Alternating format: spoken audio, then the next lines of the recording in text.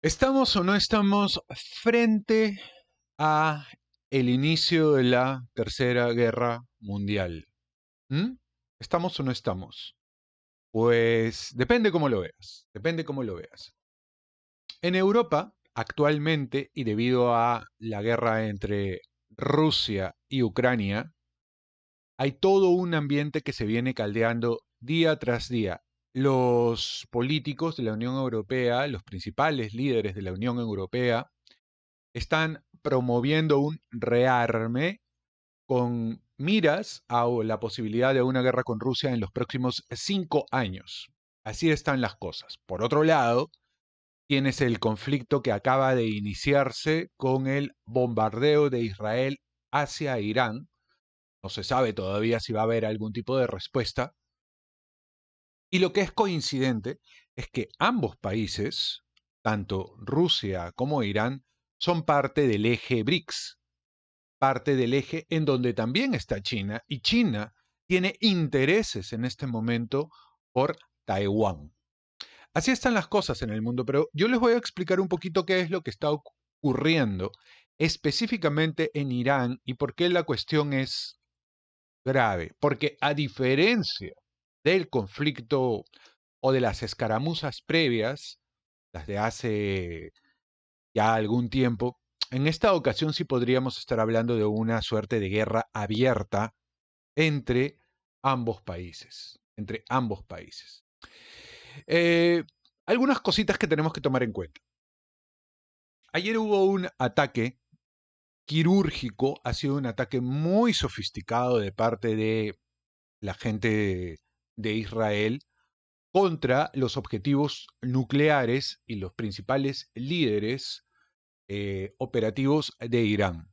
Se dice que en este ataque han participado aviones no tripulados o drones, misiles de alta precisión que han impactado en blancos estratégicos de Irán, incluyendo la central nuclear de Natanz, que es en realidad el corazón del programa de enriquecimiento de uranio iraní y además otras instalaciones nucleares y civiles clave.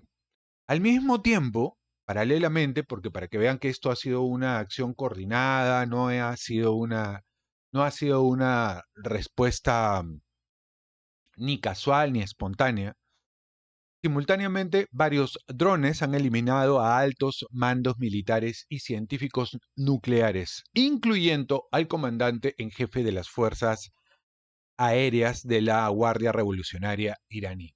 ¿Mm? Este es un poco el resultado de las últimas horas de un enfrentamiento que promete prolongarse todavía más. Y de hecho, esto no es un incidente que tampoco esté aislado. Ya hace varios años, en 1995, el primer ministro Benjamín Netanyahu escribe un libro titulado Luchando contra el terrorismo. 1995, ya han pasado varios años de esto, y allí identifica 7 naciones que él considera son el eje del mal. Somalia, Sudán, Libia, Líbano, Siria, Irak e Irán. Hoy, todos estos países, salvo Irán, son estados fallidos. Todos. Poco a poco se les ha ido descabezando a cada uno. Y antes, Israel consideraba que la coalición de todos estos países, el bloque de todos estos países, eran una suerte de barrera en contra de la existencia del propio Estado. Eso era lo que él consideraba y poco a poco todos estos países se han ido destruyendo o implosionando. ¿Mm? Ahora, esta operación también tiene otro elemento que hay que tomar en cuenta y es lo que yo hablaba muy al inicio. Tiene un modus operandi. Esto no es casual.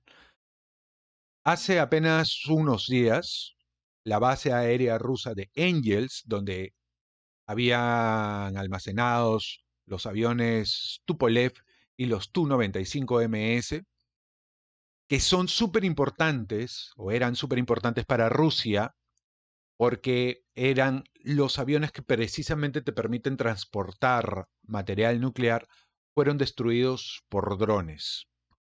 Ambos ataques, para que vean de que aquí nada es casual, ambos ataques fueron ejecutados tras 8 meses de preparación, ¿no? En el caso del ataque a Irán, y 14 meses de preparación en el caso del ataque a Rusia. Ambos países, parte del BRICS, ambos países que han asumido compromisos de seguridad.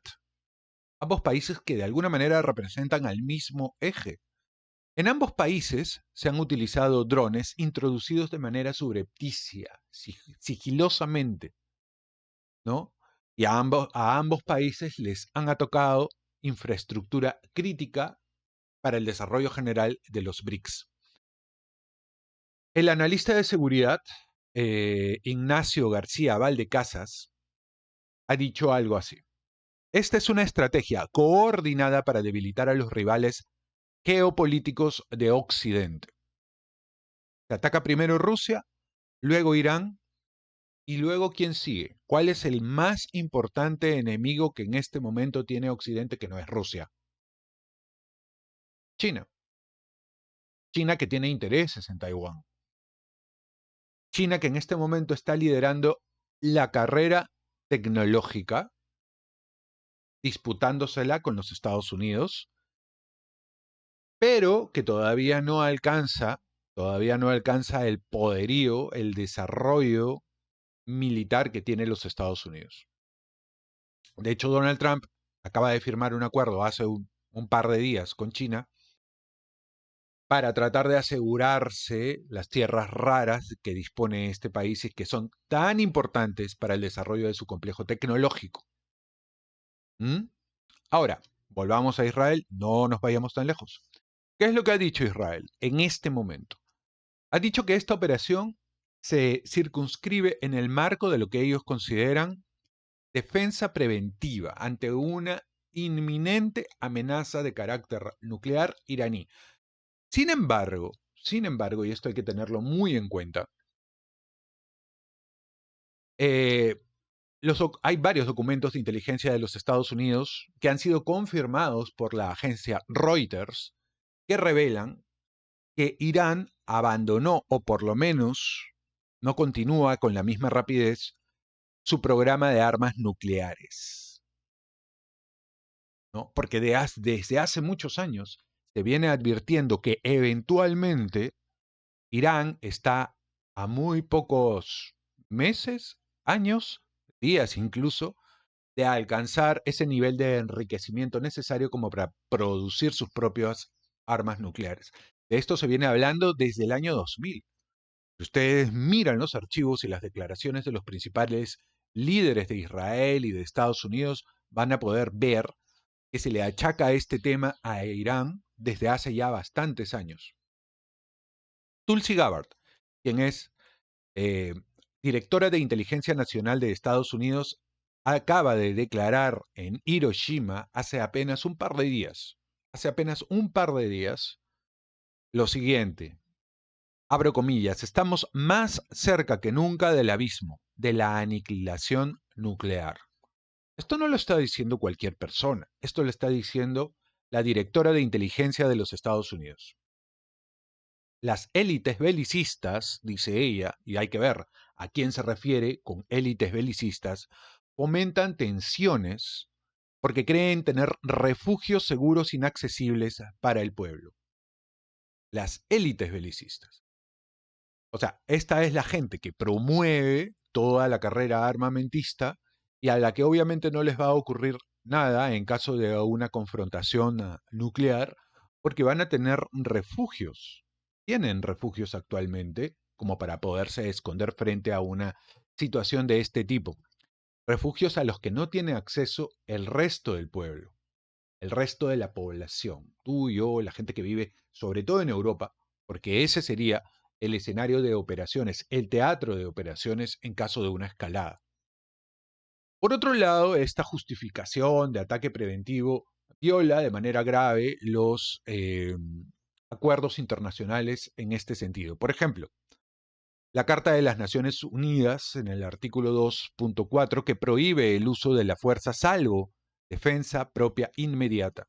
La Corte Internacional de Justicia ya investiga a Israel por crímenes de guerra en Gaza. Son 34.000 personas. Y sobre este punto también hay que decir lo siguiente, que me parece que es absolutamente justo.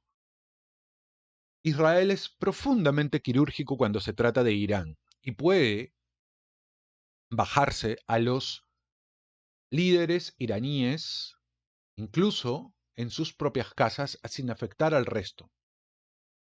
Lo hacen, lo han hecho. Pero cuando se trata de Gaza, hay por lo menos 34.000 bajas, muertos, civiles. De hecho, acá ya hay una acusación ante la Corte Internacional de Justicia sobre este tema. Hay una denuncia en contra de Netanyahu por la muerte de civiles palestinos, entre los cuales también hay cristianos. No me vas a decir que esta gente que está en la iglesia, en la parroquia, en este momento en Gaza, que son unos cuantos, pero son gente de Hamas. Imposible. ¿Y por qué, si eres tan quirúrgico en un caso, por qué no eres tan quirúrgico en el otro caso? Más todavía cuando ha habido una aceptación de parte de Netanyahu de que previamente ha financiado movimientos de este carácter en otros países, tipo Hamas y tal. Eso lo ha dicho en televisión. Sin embargo, Netanyahu tiene problemas, porque tiene por lo menos 3 asuntos que tiene pendientes.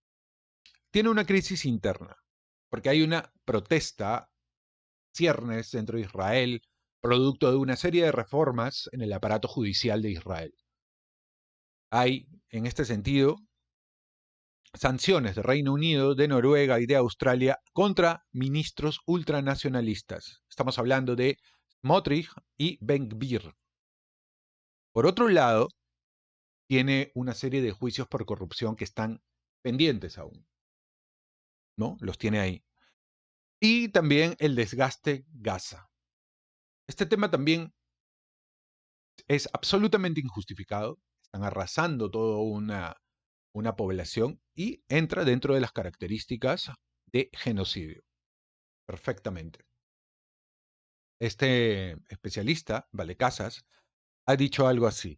Esta guerra es una huida hacia adelante, señala Valdecasas. Netanyahu necesita un conflicto externo para unir a una sociedad que está fracturada y escapar de sus propios procesos legales. ¿Cuál es el papel acá que está jugando los Estados Unidos? Porque Donald Trump dijo en un inicio que era un presidente que estaba buscando la paz. Estaba comprometido con cerrar conflictos y no iniciarlos, como había sido el caso sobre todo de los presidentes demócratas, ¿no? Porque aun cuando se presentaban bajo la bandera de la paz, los resultados eran totalmente distintos. Sin embargo, a pesar que horas antes del inicio de este conflicto entre Israel e Irán, del inicio de este ataque de Israel a Irán, a pesar de que Estados Unidos había dicho de que ellos no están comprometidos de manera activa en este conflicto, y es cierto, ¿no?, que hay fuentes militares que han confirmado que hay un apoyo logístico concreto. Por ejemplo, reabastecimiento en vuelo. Los aviones israelíes necesitan reabastecerse cuando están en el aire. Ellos no bajan, toman combustible y vuelven a partir. No, lo hacen en el aire. Luego, requieren inteligencia satelital para poder hacer seguimiento de los objetivos. Y obviamente, todo el tema que tiene que ver con la presión diplomática. Eso es muy importante, ¿no?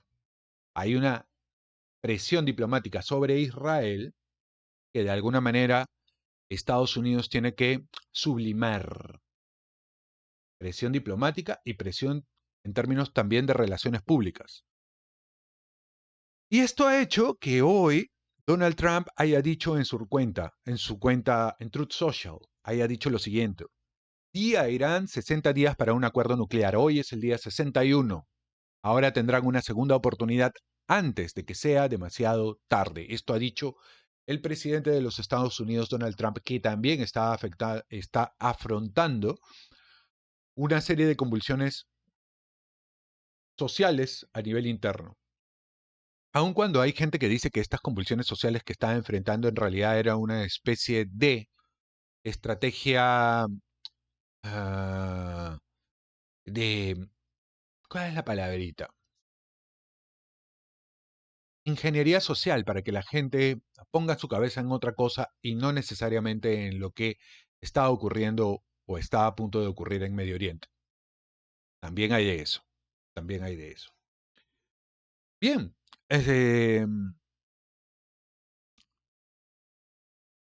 ¿Cuál ha sido o cuál va a ser la posible respuesta de Irán frente a esta situación? Tiene algunas opciones aún. Tiene el tema de los ataques con misiles. Vamos a ver si el escudo de Israel es lo suficientemente efectivo como para poder repeler ese tipo de ataques de parte de los iraníes, ¿no? Ahora, lo pueden hacer desde su propio territorio o pueden utilizar parte del territorio sirio, ojo al piojo, o yemení. Ahora, con Siria también ocurre un tema. Eh, ya defenestraron al anterior líder político de Siria y el actual líder político de Siria es alguien que perteneció a Al Qaeda y jugaba pelota con los cráneos de los ejecutados que él mismo ejecutaba. Y sin embargo ha dado unas declaraciones diciendo que Israel puede utilizar su espacio aéreo para que ellos puedan conducir de manera segura sus operaciones en contra de Irán. Entonces ahora se entiende mejor todo el entramado. ¿Qué otra cosa puede hacer también Irán frente a esta situación? Bloquear el estrecho de Hormuz, por donde pasa el 20% del petróleo a nivel global. Y activar sus redes proxy. Ya saben que tienen a Hezbollah, tienen a los Houthis en el Yemen. Ahora, estos apoyos son bastante tibios, casi tribales. Es poco probable que puedan infringir algún tipo de daño a Israel, ¿no? Todas estas acciones ya están haciendo que, por ejemplo, que el precio del petróleo aumente en su precio, aumente en su cotización. Por lo menos un 8% es lo que se está estimando, que es la mayor alza desde abril del 2023. Y el gas natural Europa también ha aumentado de precio en 12%. ¿Mm? En 12%. ¿Cuáles son los países que poco a poco han ido decayendo? Y que en un inicio, en el año 1995, cuando Netanyahu escribió su libro, él consideraba que eran parte del eje del mal. ¿Cuáles eran estos países que han ido implosionando, decayendo? Irak, en donde murieron 300.000 personas, para comenzar, ¿no? Libia, que tuvo una intervención de OTAN en el 2011, donde murieron 50.000 personas. Siria, que tuvo una guerra civil, tiene una guerra civil, en donde básicamente han muerto 500.000 personas y hay una constante persecución de blancos cristianos en ese lugar. Luego, Somalia, que es un estado fallido, en donde hay una guerra civil y tal. 500.000 muertos. Sudán, también una guerra civil persistente, 300.000 muertos. Líbano ha colapsado económica e institucionalmente. Líbano, en donde convive también varias comunidades cristianas. Muy antiguas, desde toda la vida. De hecho, si somos justos, en toda esta tierra han habido cristianos desde el año 33.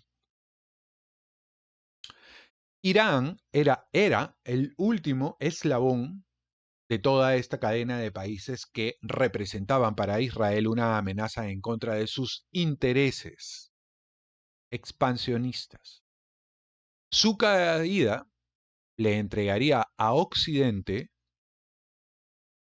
ojo al piojo, por lo menos 35% de las reservas globales de gas y 18% de las reservas globales de petróleo. Así que aquí hay un interés en el que convergen varios países, ya sea por la expansión territorial de unos o por el interés de conquistar mayores recursos económicos. Así es como están las cosas. Esto no es solamente una declaración de guerra, es un desafío también al que nos tiene acostumbrados Israel al orden internacional. Es un experimento en la impunidad del poder nuclear y además es un intento de redibujar a su favor el mapa de Medio Oriente. Y así es como hay una suerte de matrimonio entre Netanyahu y Trump, ¿no? En términos geopolíticos. Y hay que tomar en cuenta muy, muy de cerca esta advertencia que nos hace Tulsi Gabbard, que es una especie de profecía que se podría cumplir en los próximos años. Que hay una élite belicista, hay que identificar quiénes son los de esta élite belicista, pero que todo el mundo lo sabe, que nos está empujando a un abismo porque creen tener refugios en donde sobrevivir. Hay que ver cuán profunda va a ser la represalia que va a tomar Irán, los proxies que están alrededor de Irán o a algunos otros países, ¿no? Así están las cosas entonces.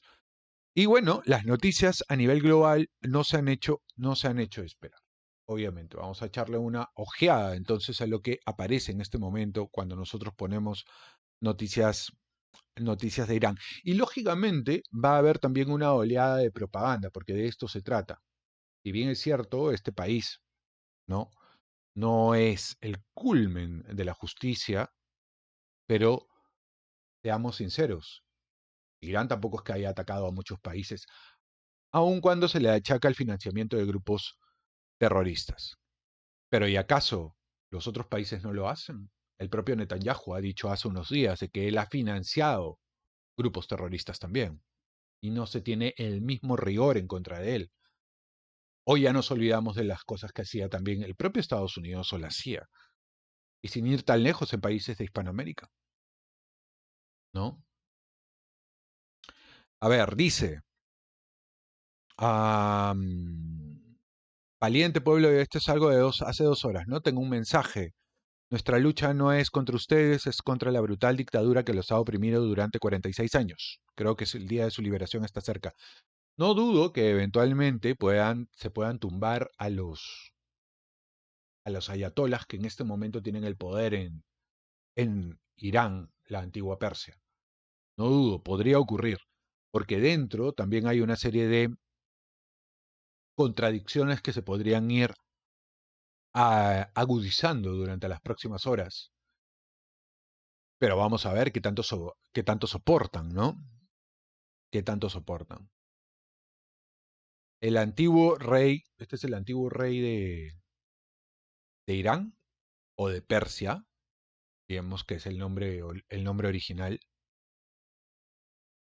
¿no? Y bien, también se le achaca a Irán que no ha... Ah, mira, esta es una noticia de hace una hora. Israel eliminó los principales aeropuertos y puertos de Irán. Vamos a ver cómo transcurre. Hasta ahora no hay una respuesta clara de los iraníes. Ahora, y eso es algo, como les decía, que se les ha estado achacando directamente, ¿no? El que no tengan capacidad de respuesta. La única manera, a mi modo de ver, de poder infringir algún tipo de daño a la gente de Israel es desde dentro, no hay otra posibilidad, ¿no? Y aparentemente el Mossad, que es, que es el servicio de inteligencia de Israel, es extremadamente eficiente en evitar ese tipo de infiltraciones y al contrario, súper eficientes en infiltrar a sus enemigos. O sea, en esto sí son muy buenos, muy buenos. Y han podido tener acceso, por ejemplo, a toda la información que la gente de Irán les había entregado, primero a los Estados Unidos, en términos de ubicación, características y responsables de todo su programa nuclear, y la gente de Estados Unidos obviamente le ha cedido la información a Irán y los ha dejado hacer. Esto es lo que está sucediendo. Ahora, podría utilizar, ya si nos vamos a otro punto del mapa, podría utilizar esta tensión que en este momento tiene el conflicto en Medio Oriente, Vladimir Putin, para avanzar dentro de Ucrania. No sabemos tampoco, ¿no? No sabemos, no sabemos la interna de lo que está ocurriendo en este momento por esos lares. Pero así están las cosas.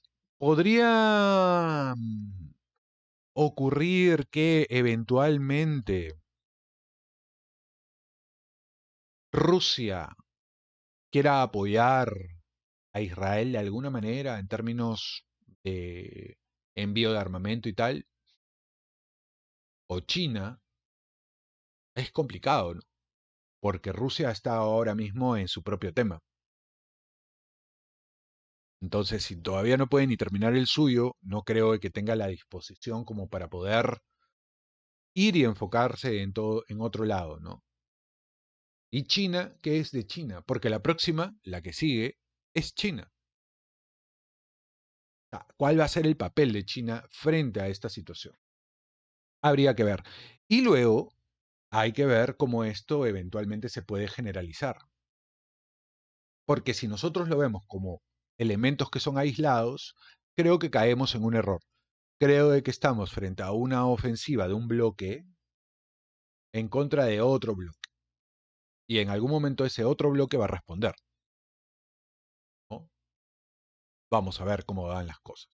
Muy bien, así está entonces el mapa geopolítico en este momento, frente al ataque preventivo que ha infringido y sigue infringiendo y que promete continuar a lo largo de unos días o semanas tal vez, Israel en contra de Irán. Y vamos a ver si Irán tiene la capacidad también de responder, porque en muchas ocasiones han dicho que pueden hacerlo y aún no lo hacen.